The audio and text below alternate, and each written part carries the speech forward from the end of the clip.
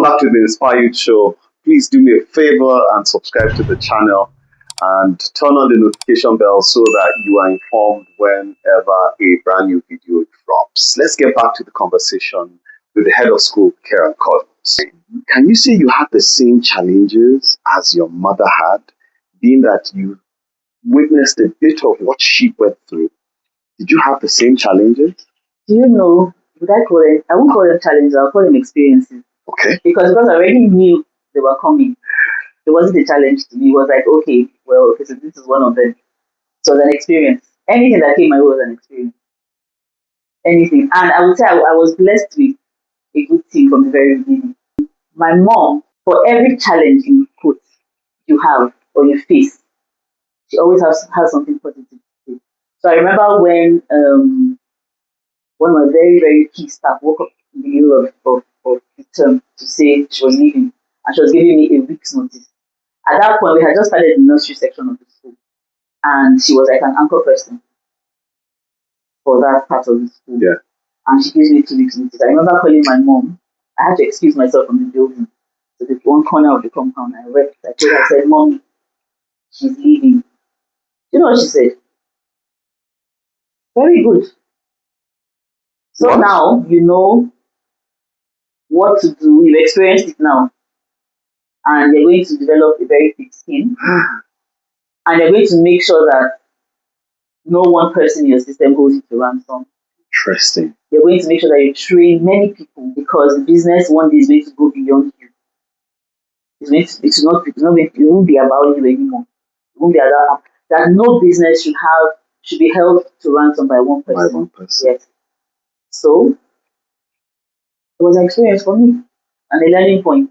Wow. Yeah, a learning point. So any business that is anchored on one person. In fact, I would not like to even know that my business is anchored on me, even now at 17 years. So that's why it's good to have many leaders in the system.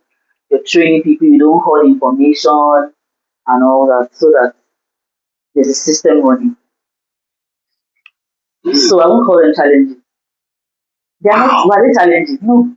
If you're confident in what you're doing, whatever is thrown at you, you remain calm, you do not panic, and you just handle it. So is this a function of, having seen it from being modeled before you by your parents, or it's a general disposition of your life? General disposition of my life. That nothing is a challenge, it's an experience that you will find a way to somehow. Yes, and I don't think there's any need to worry or panic over anything for too long. Okay. Yes. Don't worry or panic over anything. No matter, because in the grand scheme of things, think of the world, the globe. That thing you think is a big challenge is nothing. You're like a speck of dust. Yeah.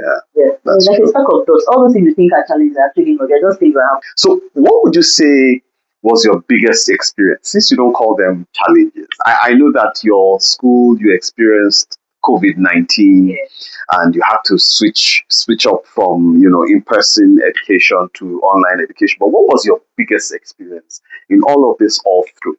It might be from the education part, might be from the business part. What was it? Okay, let me talk about COVID. Good. Thank God I talked about collaboration. Yeah. So like I said, I mentioned my cousin in Lagos. So when COVID hit, we're like, wow, this is okay, first of all, it dawned on us that we have only one source of income. As a school? Yes. Our schools were our only source of income. Are schools supposed to have more than one source of income? Please educate us right now. I mean, you can't have one source of income. Wow, as a school? Yes, you can. Okay, so I'll come to that, but tell us. Yeah, okay. Okay, so I called her. I was like, wow, so school's going to be shut down indefinitely. How are we going to do that? How are we going to take care of our families? What are we going to do with these children and everything? And then, of course, Lagos is somehow always ahead of us. Yeah, somehow. Yes, so she told me about Teams. Microsoft Teams. Yeah. So we keyed into that. Microsoft, come and sponsor this show. Yeah, go ahead. Microsoft Teams and everything. And then she still introduced us to Google Classroom. Okay. Yes, so it was through her connection. So you found the online platforms that you should use. And this your cousin also runs a school? Yes, she runs a school. So that's this family thing. It's not just your her own family, long line. They have education. Educators. Big secondary school. They have schools, 2 schools still running. Okay. Yeah. So the online platform was your way of surmounting the COVID-19 challenge. It was difficult, but like I said, thank God for my team. So I had to pick. No, I couldn't now bring everybody on board. So that was an experience for me. Yeah. Because I was like, who would I know? Who would I know? Because of course, the money's coming in. Wouldn't be able to pay for, wouldn't have been able to pay for everybody that pay salaries to everybody, and even the salaries wouldn't have been full because because I had to do a slash. I couldn't start billing parents like they were coming to school in person and everything. So it was a very, very trying 1 week. My goodness. Yeah, trying to put everything in order and everything, just running the thing, even picking which staff would be. So I had to address everybody and tell them this is what's going on, but some of you will work, some of you wouldn't. Apologize to them to say, hopefully, when everything's over, they're still available. Yeah, so I can't remember. So I had a different style. I can't remember. I don't think I was paying everybody, but I was paying those people that came on board. And then I wake up my eyes. Oh my goodness. Because I had to go from one class to another online. Check this class, check that class, check that. Yeah. And so I was going in and out of classes, coordinating that, still managing my home, trying to avoid falling sick as well and everything. So I think that was a very huge challenge. Every other thing was an experience. Interesting. Yes. Interesting. And so, we did good. We did good. We actually were able to teach. Yeah. Kids wrote their exams. And we moved on to the next class when school resumed, and everybody was fine. So let's get back to the business part you mentioned. You found out that you only had one source of income. Yes. I don't understand. Please explain. Yeah, so there's nothing wrong with the school owner owning properties that give rent. Good. There's nothing wrong with the school owner having a farm. Okay. There's nothing wrong with the school owner having other sources of income, as long as your school remains your primary source of income and the other streams are not distracting you. Okay. Yeah. Okay. So, but over time, I think it's my own person. Anything outside school business is not for me because I've gone into buying and selling, and I'm not that kind of a person. So, I would say my streams of income are still first from the school. From the school. Yeah. So that's why we have the sports academy. So you see, still with children. Yeah. And then I have some dreams. I don't know if I'm saying one of my dreams, but I have other dreams also that will still be tied and anchored to the school. So that I can be focused on what I'm doing. So I'm almost tempted to think that anybody coming into education, it should seem like a call. Yeah. Is that what you would say? Yeah. So we have two kinds of school owners.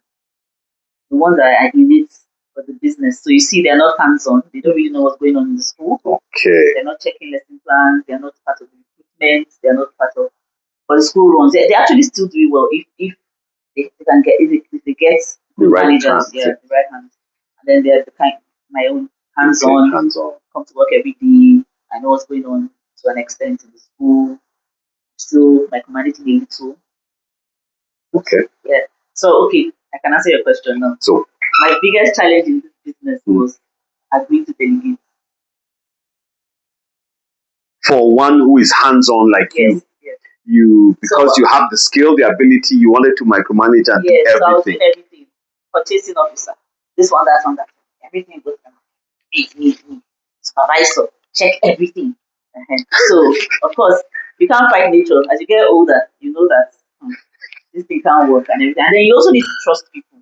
If you have a micromanaging boss, please put it in the comment section right now. Just tell us all about it in the comments. So how did you change? How did you transform? So it's baby steps. So you first start with having maybe 2 supervisors under you. One for the preschool, one for the primary. They do well. And then while you're doing that, you're still surveying your staff to see those that have the potential. Yeah.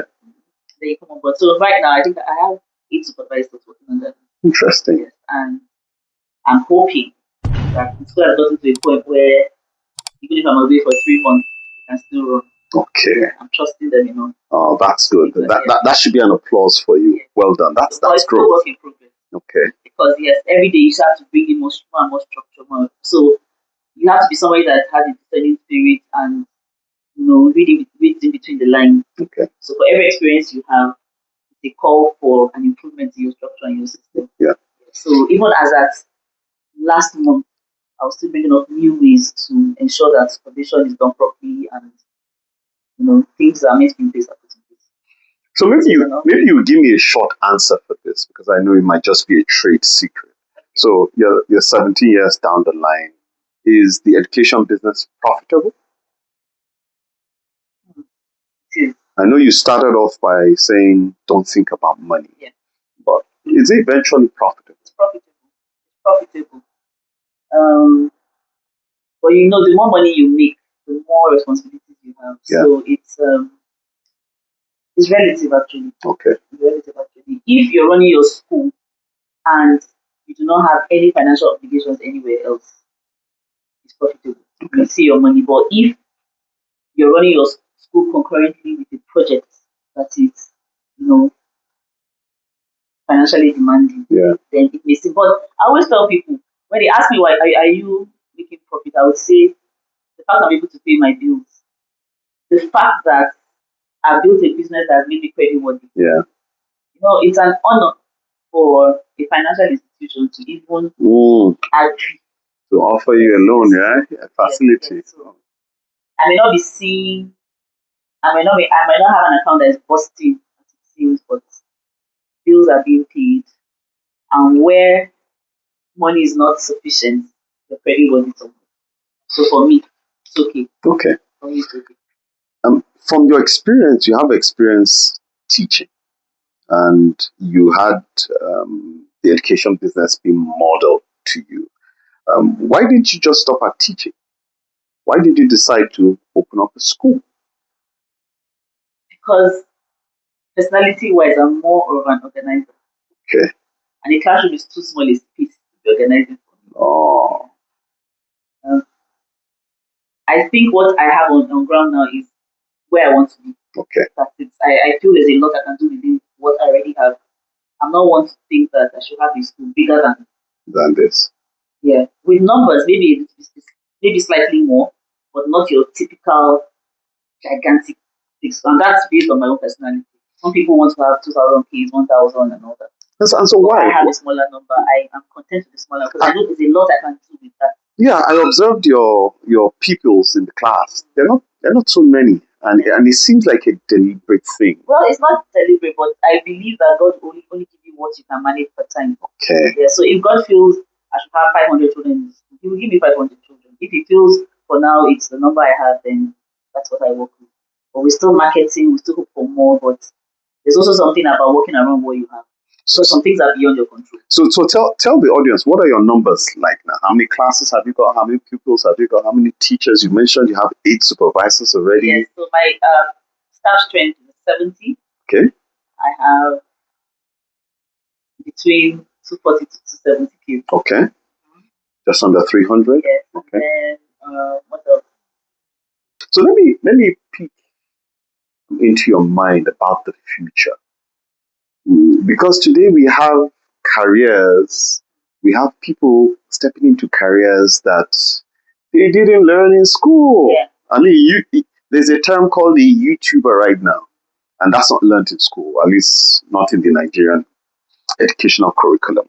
Do you think our curriculum is positioned to build our children for the future? And I know you don't control the curriculum, but I just need you to take a peek into the future and what you're seeing already happening now. Is our curriculum sufficient? Well, I would say it's not really, but then the onus lies on you as a school owner to tweak it. So whatever curriculum is thrown at you is your baseline. And then, like I said, you have to keep improving and going with the trend, positive trend. So I believe that as much as we have professions that are not what um, is being Taught in school, yeah.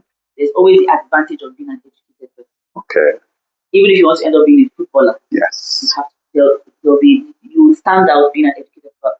I tell my son, you have to go to school, even if you want to be a footballer, because football is not forever. In the end, what you go about, no matter the money you make, you need to be intelligent enough to manage it, isn't it? True. Yeah. True. I believe curriculums, national curriculums, whatever curriculums are just baseline for you. Okay. You know what you can add. What they will not want is for you to remove. Let's say, Yeah. the way you should add upon what is already there. So Okay. the way forward is to tweak your curriculum to cover whatever it is, to position the children properly. Okay. So for me, to be adding more vocational skills, Good. more of IT, those two things, and then teaching children morals, because that's one of the things that is dwindling right now. Yeah. Yeah. And that's something we learn from school. Morals. Yeah. Morals. So you can't, no matter how AI we go. Yeah. Your regular school. We need those things. You can't face it out completely. You can't. So I'm sure someone is wondering what your greatest reward is from doing this. I think I mentioned it earlier. We say that for teachers, your reward is in heaven. But what's your greatest fulfillment in doing all of this?